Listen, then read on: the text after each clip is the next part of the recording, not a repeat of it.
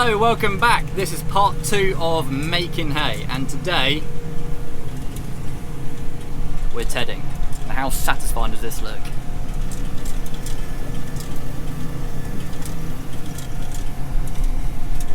So I'll pop the drone up and we'll show you what we're doing.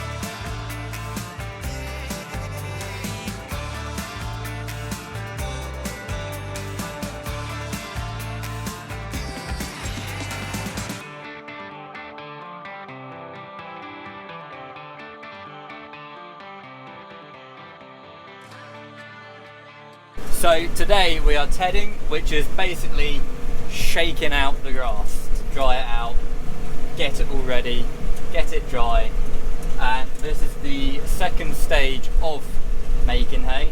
We've got 2 more stages after this, which will be raking, and then the exciting part, baling.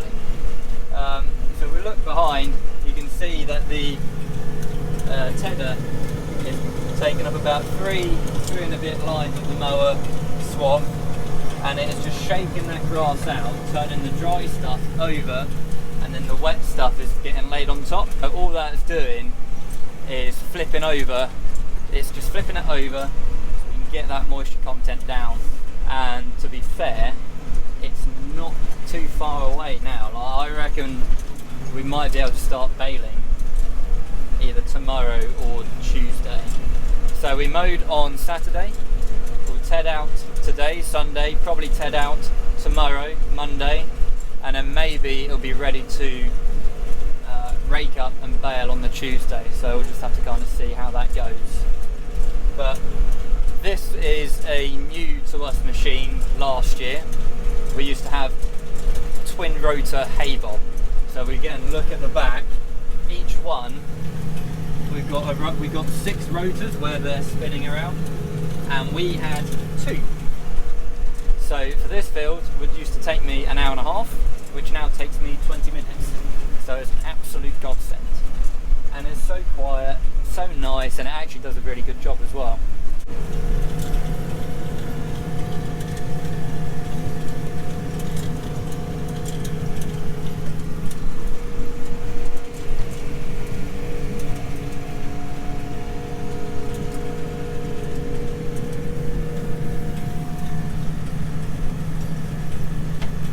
See, it's quite an impressive machine. It certainly does take up the ground.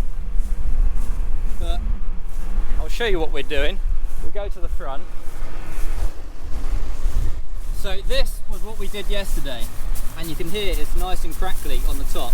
But we turn that over and it's still a little bit green underneath. So we just want to get that moisture out, because where these nodes are, here, that's where that holds the moisture. So we're flicking it out and it's going, so we're lifting it up and just turning it over. You can see we're just blanketing the whole field. So we're taking it out of these swaths, as you can see. So we're going from this to that, using that, and it looks good. So what, it just makes life so much easier. But here, look, especially here, really green still. Now if we were to bale that and make hay bales, those bales would end up catching fire or going mouldy because there's too much moisture in that bale. But these spin around and they flick the hay. As you can see, we're not scraping the floor, we're just going above. Because I cut this quite high, the grass is sat on the top, we're just flicking it across, it's getting flung through here and out the back. Spread out like that. I swear this year has been so problematic for hay. Like, I'm the most prepared I've ever been, yet I've had the most problems that I've ever had. As in, mowing was a bit of a task. Getting the mower off was a bit of a task. And now I've got it completely torn off. Like, look at that. That is a gaping hole in my pipe. Now, obviously, I did test this beforehand. Folded it, because this is what helps fold up the machine. And yeah, obviously it didn't break when I was testing it, but obviously now I've used it and I need it out the field, it's broken. And because it's a Sunday, nobody's working. Brilliant. Honestly, it's just so stressful doing this hay. And I don't even do much of it, that's the problem. Like, if I was doing a fair few hundred acres, yeah, okay, fair enough. But I don't. It's just really annoying. See, this is like the only problem buying second-hand kit.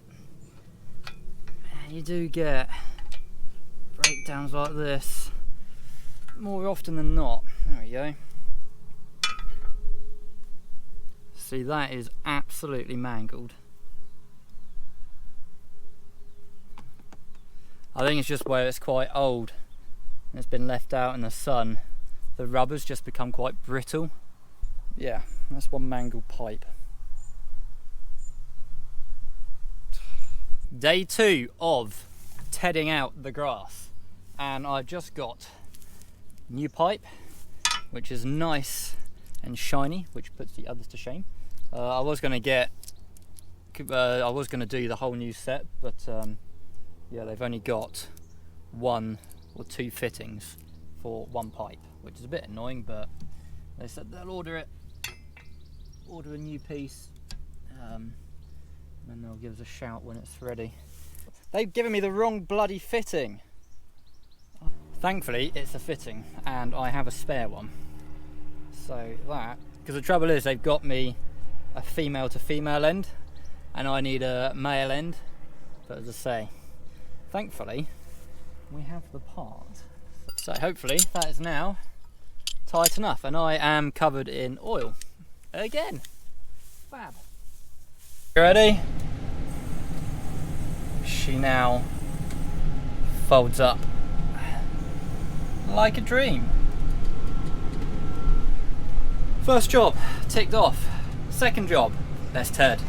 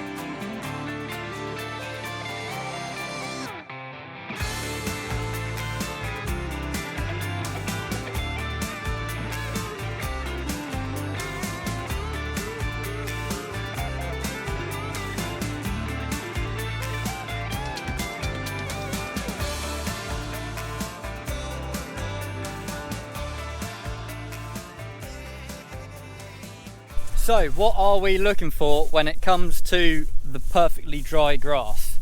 Well, I have a little trick that I like to do. Some people might do it differently, but I fold over the grass. You see it's a little bit green still, and then I find a stem, find where the node is, which is there. I then bite it, and there's literally just a touch of moisture still in that. So this is probably going to want another day to dry, so I'll shake it out one more time, and then we're good to rake up and start baling.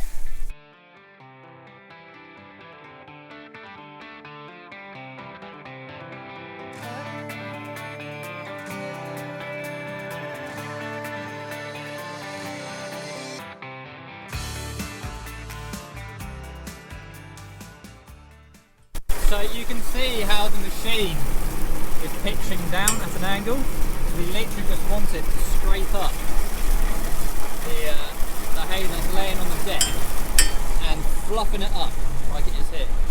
And all that is doing is just throwing it back into the air, getting some air underneath it, turning the green stuff over the top onto the top, even the dry stuff on the bottom, because we just want the sun and the wind to get underneath it and just keep on drying it out.